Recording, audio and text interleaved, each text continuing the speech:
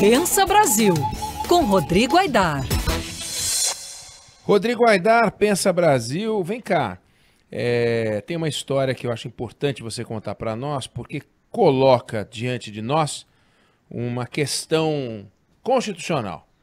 O júri, que é acionado toda vez que tem homicídio, tentativa de homicídio, etc., o júri é soberano, o que ele decide vale. No entanto, a gente teve um júri que decidiu absolver um réu confesso. Aí o caso foi parar no Supremo Tribunal Federal e o Supremo Tribunal Federal confirmou a decisão e mandou para casa o réu confesso de uma tentativa de feminicídio. E aí? O que está acontecendo? Conta para nós. Salve, Oeneg, salve, Felipe, oi, Débora. Oi. Salve. Um salve aí para os ouvintes. Oeneg, você sabe que a nomeação do desembargador Cássio para o STF acabou monopolizando um pouco o noticiário jurídico, o que é natural nesses casos, perfeitamente natural, e isso foi uma decisão que passou quase despercebida, que o Supremo tomou, a primeira turma do Supremo tomou essa semana. O caso é um tanto revoltante, Oeneg, mas a análise dele é complexa. Um sujeito, em 2016, por ciúmes, esfaqueou a ex-mulher. Eles estavam separados fazia coisa de uma semana, 2 semanas. Ele achou que ela o havia traído e foi lá e esfaqueou. Deu 3 ou 4 facadas nela. Ela, ainda bem, sobreviveu a esse atentado à vida dela. E esse sujeito foi a júri por tentativa de feminicídio.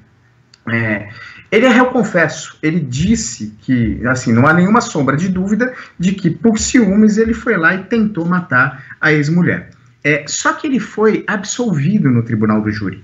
Com que tese? E essa é a parte revoltante, Oeneg, e legítima defesa da honra, que é uma tese, assim, odiosa, absurda de sustentar em pleno século XXI.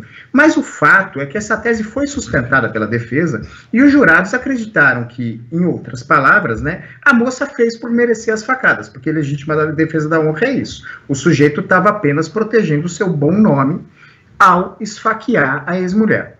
Isso aconteceu no júri. O Ministério Público recorreu disso para o Tribunal de Justiça de Minas Gerais, porque só existe uma possibilidade de o júri ser anulado. É quando o júri toma uma decisão diretamente contrária às provas do processo. Nesse caso, o Ministério Público disse: houve a tentativa de feminicídio, o réu é confesso, então não se pode haver apenas a absolvição.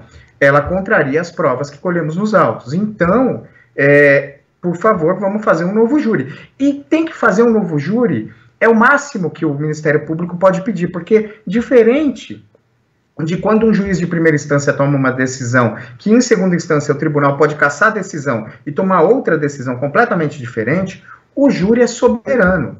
A única coisa que a segunda instância pode fazer é anular o júri e mandar fazer outro júri. Isso acontece nos crimes contra a vida. Tentativa de homicídio, latrocínio, que é o crime seguido criminal, que é o roubo seguido de morte. Nestes casos de crime contra a vida, é tribunal do júri. O Tribunal de Justiça de Minas Gerais mandou refazer o júri. A defesa recorreu para o STJ mandou refazer o júri, a defesa recorreu para o Supremo. E o Supremo disse que o júri é soberano e manteve a absolvição desse sujeito.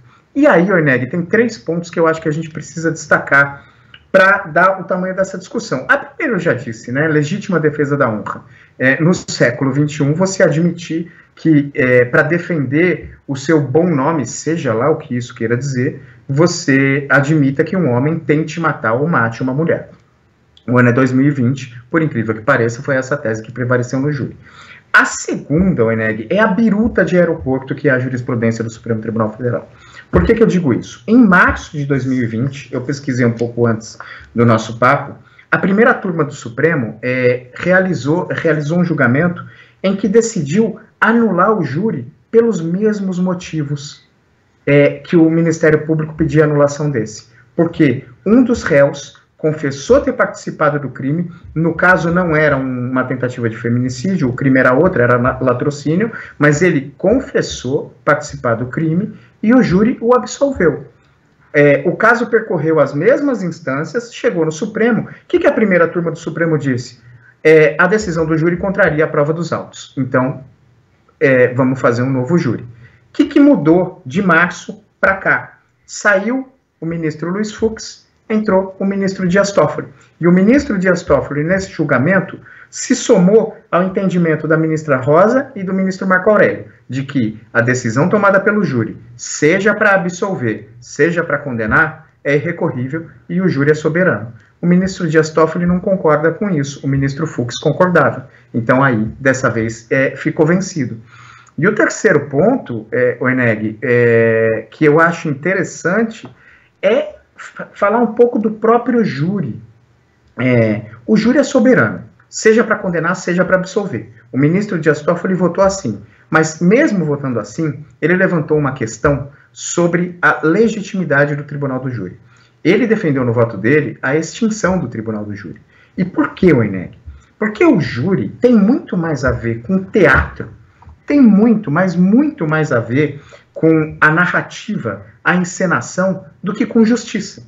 Júri serve, muitas vezes, para os advogados e promotores mostrarem para o público, e principalmente para os jurados, os seus dotes artísticos do que para fazer justiça. O que está em julgamento ali é a melhor atuação, não é o crime.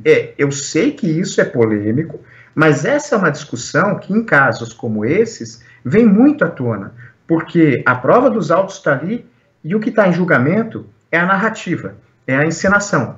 Por exemplo,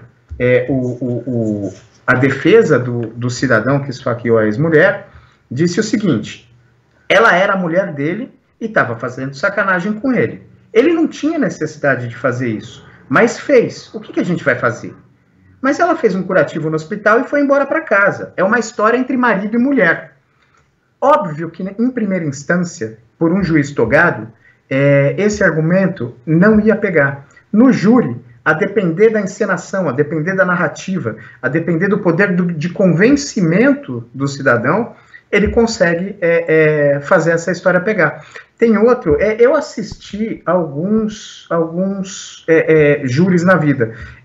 Várias vezes, Oeneg, a gente vê essa questão. A narrativa do júri, e por isso que se coloca isso, né? O júri é ou não é uma forma eficaz de se fazer justiça. Isso que o ministro Toffoli colocou e que eu acho que a gente tem que colocar aí para discussão. Maravilha, Pensa Brasil, Rodrigo Aidar, que volta na semana que vem. Bom final de semana, compra barra de gelo, porque vai precisar para poder dormir. Valeu! Tá difícil, né? Abraço, gente, valeu. Valeu, beijo.